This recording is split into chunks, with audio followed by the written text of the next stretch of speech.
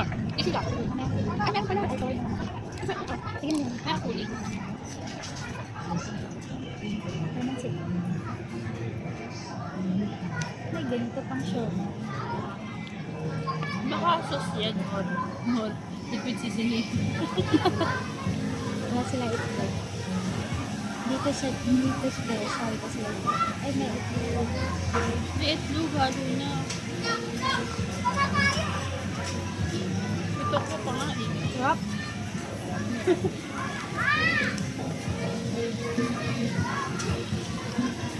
Hindi ka tulad ng isang yung dati. Ang dati.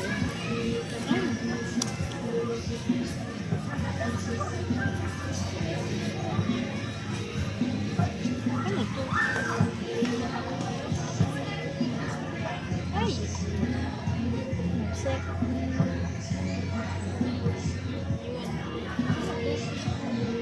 Oo nga, pang siomay. Parang amoy ano. Hot chili. Chili sauce. Magkano ka ba? Chili? Ano yun matapang.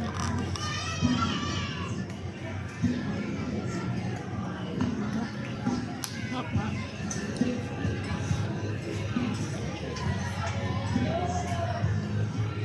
Okay din pala. May karapatan naman yung amoy masarap. Kasi masarap. Katulad ng Kagaya nung una natin kinain, no, amoy masarap lang. nadaan sa amoy.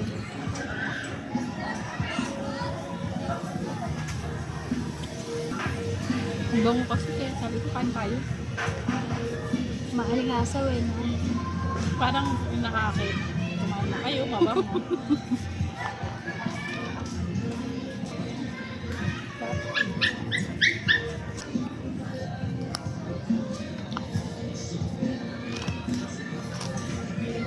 Tama lang ang hang, hindi siya ang Maskara siya.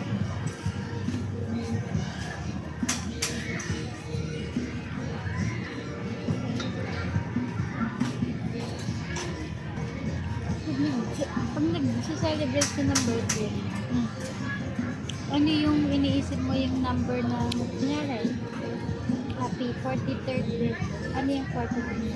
Natapos mo or start? Yung 43rd, gano'n. Ano yung number mo? Sa'yo, ano yung intindi mo sa number? Yung ano, start. Na ika-43. Hindi. Talaga? Pag, pag nagmamarathon ka, dun sa starting point ng 5K, minamedalhan ka na ba ng happy? Diba? Parang isi-celebrate yung birthday mo kasi nakaano ka na end Natapos mo yung yun. 42 years mo, gano'n. Sa, parang, Parang gano'n yung logic. oo, kaya, pag nag-birthday ka, ibig sabihin natapos mo na kinabukasan ka, start ka na ng 44. Ay, talaga? Oo, amazing, di ba? Kasi di ba, pinanganak ka, baby. Dito ka na sa, ano, Wala ka day pa, one. pa naman nagbe-birthday. Oo, Tama, gets diba? ko na. Kaya ano ko siya, parang mas madali ko siyang naintindihan pag sa marathon. Kasi pag happy 5K, minadalan ka Natapos mo na yung natapos 5K. mo na yung 5K. Hindi naman sila nag-aabot ng medal dun sa start yung turn ng 5K. So, parang tama pala yung ano, yung mga Koreano. Kapag pinanganak ka, 1 ka na. Siguro, oo. Kasi, ibig sabihin, ang logic nila, kaya matanda sila na isang taon Binilang sa na nila normal. yung ano. Kasi parang, sa unang pinanganak ka, unang day mo, 1, birthday mo. Parang, welcome to the world. Oo. 1 ka na. Kasi Ayan. binilang mo na yung 9 months. Diba? Amazing. Kaya mag-cut. Kasi pag nag-birthday kayo sa atin pala, kasi natapos mo na yung isang taon. Make sense na. Happy 42nd kasi natapos mo na yung 42 years. Pag gising mo ulit nun, Pa 43 ka na. Parang ibinubuhay mo na yung pang 43rd mo. Mm-mm. Tama, tama. Tama, nagigets ko na rin pala yung anong logic din ng mga Koreano. Diba? Kaya dalawa yung age. Yun na nga, parang yun siguro explanation ng mga Korean. Kasi hindi siya celebration ng new beginning. Ibig sabihin, Celebration ng natapos mo. Tama nga. Makes sense lang. Pero, mas tama pa rin daw na kunyari, tapos ka, nag-birthday ka na. Kinabukasan may nagtanong sa'yo, ilang taon ka na. Sabihin mo pa rin, yung naitapos mo na.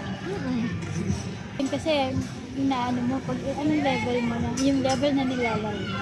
Yun ang sabi. Yung sasabihin mo.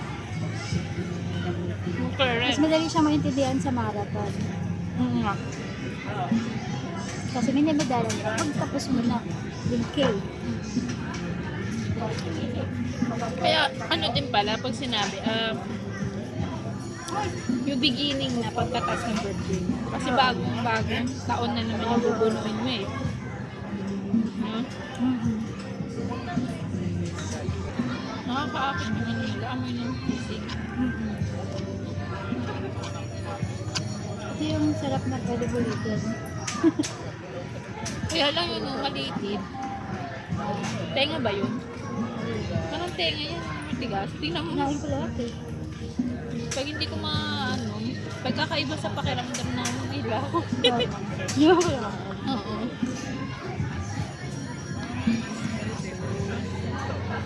Pero at least may itlog na. No? Nalo na itlog.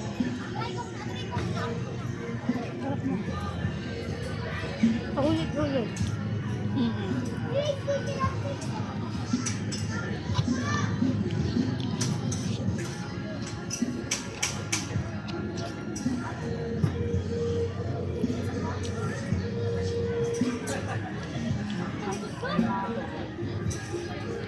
Hindi mo alam nakakain tayo, no? Oo. Buti na lang na naiwan din dun sa dito. Kasi dinala ko to eh. Ito naman na may 80 pesos sa akin. Okay na. Sa susunod na. Kain tayo ulit. Sabi Sunday, sisig Sunday. Pwede. Hindi naman tayo nagsisisi. Ako hindi kami nagsisisi. Hindi ba? Tofu lang minsan ako. Nakatapos sisig. Yung tofu, di ba, na ano, ang gagawin ko, bibili ako na reno, tapos yung reno, ihahalo ko sa mayo. Tapos yun yung isas mo.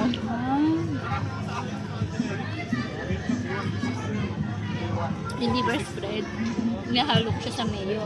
Tapos magpiprito ako ng tofu. Tapos yung, dun na, yun na yung halo ko. Tapos lagyan mo ng onting liquid seasoning yung mayo, saka na may liver spread. Yun na. Sisig sauce na yun. Masarap kasi pag may liver. Kasi ito may liver to eh. Isa sisig mo rin. Nakita ko yun eh. Di ba gawa na? Meron, di ba nilalagyan nila yung parang powder na patay? O di sa bahay, ang ilagay mo, liver spread. Lagyan mo na ngayon. Wala pala man namin tinapay yun dati. Kami din dati.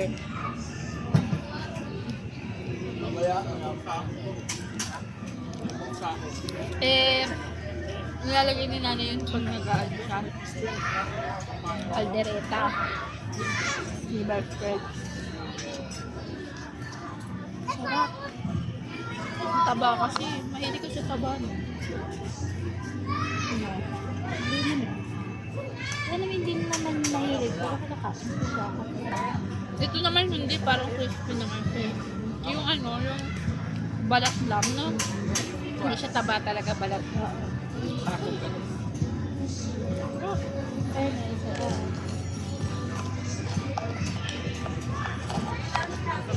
Masarap po yung sauce nila. No?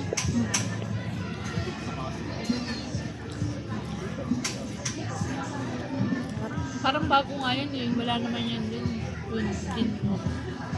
Ito ba? Ano ba pangalan na ano? Parang, oo yun mata, oo yun. Parang ano yun, hindi ganyan sisig sa parang food hub, parang ganun. Pangalan. din.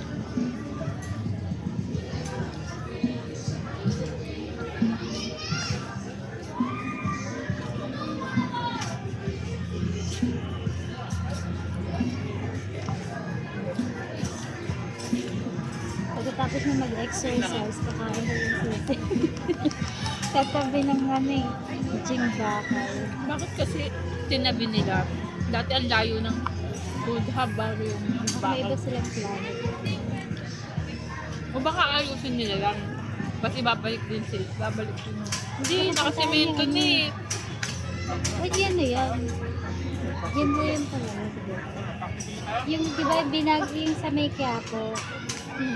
Di ba, binago na daw yung ano din. Naging ano na tawag. Yun sa Plaza Miranda ba? Oo. Di ba, inayos ko. Oo, inayos. Inayos din po. Minsan, Kaya po tayo. di tayo mag-bounce. Oo nga ba? Hindi, kita Manila Cathedral kami. Ha? Manila Cathedral. Hindi pa ako nakapag-mas. Sige, sige. Nakapasok lang ako doon sa Manila Cathedral. Ulitan, nung nag-visit iglesia kami sa Manila Cathedral. Doon kinasal. Si Sharon.